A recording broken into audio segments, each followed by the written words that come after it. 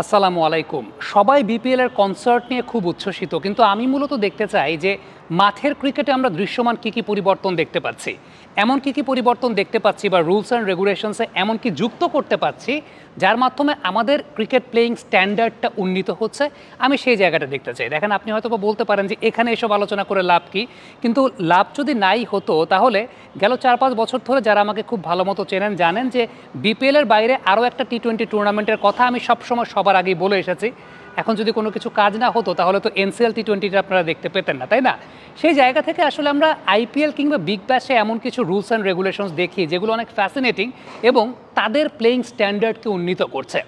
এক নম্বর যে বিষয়টা সেটা হচ্ছে ইম্প্যাক্ট প্লেয়ার রুলস, যেটা আমরা এর আগের সিজন আইপিএলে দেখতে পেয়েছি।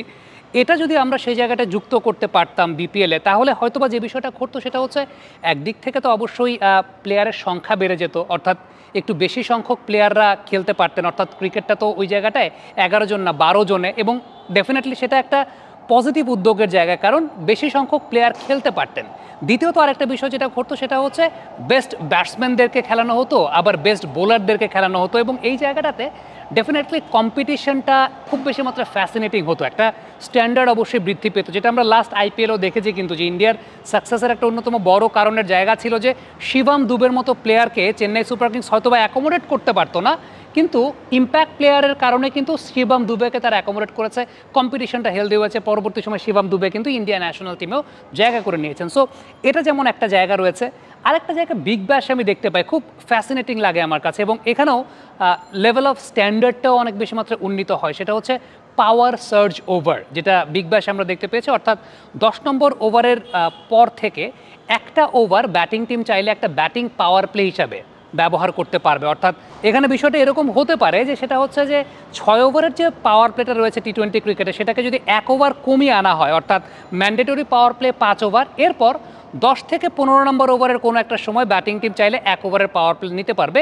এক্ষেত্রে যে বিষয়টা ঘটে সেটা হচ্ছে যে বোলিং সাইডের কিন্তু একটা এক্সট্রা বিট অফ প্র্যাকটিসের জায়গাটা হয়, যে আলটিমেটলি আমি রান কম কনসিড করব, বা ইন্টারন্যাশনাল লেভেলে যখন আপনি ক্রিকেট খেলতে যাবেন, যখন অ্যাটাকিং ব্যাটসম্যানরা খুব অ্যাটাকিং মোডে থাকবে, সেটার এগেনস্টে আপনার একটা ডিফেন্সিভ স্ট্র্যাটেজিও কিন্তু বোলারদের গ্রো আপ করবে, এবং সেই সঙ্গে ব্যাটসম্যানদের ওই যে পাওয়ার প্লেটাকে এক্সিকিউট করার যে জায়গাটা, সেই পাওয়ার প্লে এক্সিকিউট করার জায়গাটাতেও ব্যাটসম্যানদের কিন্তু একটা রাশনেস তৈরি হবে এবং রান তোলার তাড়নার জায়গাটা থাকবে।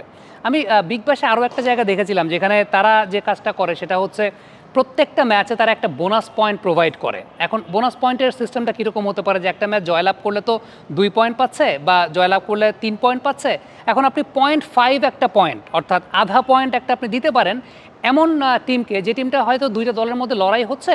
এখন প্রথম 10 ওভারে যেই দলটা সর্বোচ্চ সংখ্যক রান তুলতে পারলো, এখানে একটা বোনাস কম্পিটিশন। এবং বিগ ব্যাশে কিন্তু এই জায়গাটা আমি দেখেছি যে তারা এই কাজটা করে, যে প্রথম 10 ওভারে যাতে প্লেয়াররা অনেক বেশি মাত্রায় রান তুলতে সচেষ্ট হয়, তাদের যাতে ওই জায়গাটা বিল্ড আপ হয় এবং কম্পিটিশনটা যাতে বাড়ে। এই কারণে ওই দল যদি হারেও তারপরও একটা 0.5 একটা বোনাস পয়েন্টের সিস্টেম যদি রাখা যায়, সেটা আমার কাছে মনে হয় না যে মন্দ হয়। এবং পরবর্তী সময় দেখা গেল যে যদি এরকম হয় যে কোনো দুই টিমের পয়েন্ট সমানের যে প্রবলেমটা হয়, পরবর্তী সময় রান রেট দেখা হয়, সেখানে কিন্তু রান রেটের চাইতে এই স্ট্রাইকিং রেটটা অনেক বেশি মাত্রায় প্রাধান্য বিস্তার করতে পারে পরের রাউন্ডে ওঠার ক্ষেত্রে। যে সাপোজ ঢাকার চট্টগ্রামের খেলা হচ্ছে, এখন ঢাকা প্রথম 10 ওভারে করলো 80 রান, চট্টগ্রাম প্রথম 10 ওভারে করলো 81 রান।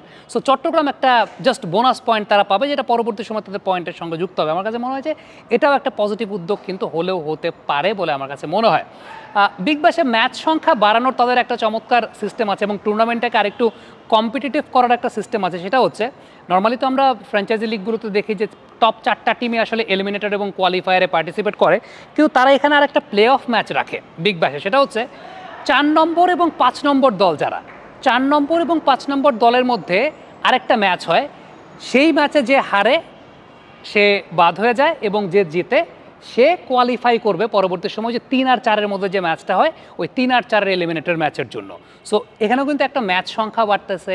ইভেন যে টিমটা 5th হচ্ছে তারও কিন্তু একটা সুযোগ হচ্ছে, যে টিমটা 5th হচ্ছে তারও একটা সুযোগ হচ্ছে যে ওকে, আমারও একটা চান্স আছে পরবর্তী রাউন্ডে যাওয়া। এবং এক্ষেত্রে যে বিষয়টা ঘটে সেটা হচ্ছে মাত্র একটা ম্যাচের সংখ্যা আপনি বাড়ালেন। সো এটাও কিন্তু আরেকটা জায়গা হলেও হতে পারে, আমি জানি না। যে মাঠের ক্রিকেটের জৌলুসের জন্য আপনি চাইলে কিন্তু অনেক কিছুই বের করতে পারেন, আপনার সামনে অনেক রেফারেন্স রয়েছে, সেই রেফারেন্সগুলোকে কাজে লাগিয়ে আপনি সেইভাবেও কিন্তু ইউজ করতে পারেন। আরেকটা জায়গা আমার কাছে এর আগের বিপিএলের সময় মনে হয়েছিল, আমরা দেখি যে বিগ ব্যাশে তারা ব্যাট ফ্লিপ করে, টস বলতে তারা ব্যাট ফ্লিপ করে। এটা তারা এই কারণে করে যে অস্ট্রেলিয়ান ক্রিকেটে রোড সাইড ক্রিকেট যেটা আর কি, মানে বাচ্চারা যে রাস্তাঘাটে ক্রিকেট খেলে ওইখানে তাদের কাছে তো কয়েন থাকে না, তারা ব্যাট ফ্লিপ করে। আমরাও কিন্তু আমাদের ক্রিকেটে আমাদের ট্রেডিশন আছে, ছোটোবেলায় যখন আমরা খেলতাম পাড়া মহল্লার ক্রিকেট, আমরা কিন্তু বাটাবাটি করতাম, 1-2 এভাবে বাটাবাটি করতাম। সো টসের ক্ষেত্রেও আপনি সেই ফ্যাসিনেটিং জায়গাটা কিন্তু চাইলে ব্যবহার করলেও করতে পারেন। বাট এগুলো মাঠের বাইরের বিষয়ে, মাঠের বাইরের জৌলুসপূর্ণতার জায়গাটা কিন্তু আমার কাছে মনে হয় যে মাঠের ভেতরেও কিন্তু এই জায়গাগুলো টুর্নামেন্টের ফরম্যাটে এই জায়গাগুলো চাইলে চিন্তা করা যায়। ফ্যান্টাসি পয়েন্টস এটা নাওয়াডেজ খুব ফ্যাসিনেটিং, দর্শকদের সঙ্গে কানেক্ট করার জন্য একটা চমৎকার জায়গা। এবং এই ফ্যান্টাসি পয়েন্ট আমি দেখি যে আইপিএলে যেভাবে হয় যে প্রতিটা রান স্কোরের জন্য পয়েন্ট আছে, প্রতিটা বাউন্ডারি স্কোরের জন্য মনে হয় 1-1 করে পয়েন্ট, বা বাউন্ডারি এবং রানের জন্য আবার 6-এর জন্য মনে হয় 2 পয়েন্ট করে পান। আবার কোনো বোলার যদি উইকেট পায় তখন খুব সম্ভবত সেটা কি 25 পয়েন্ট যুক্ত হয় নাকি, এরকম কিছু নিয়ম আছে।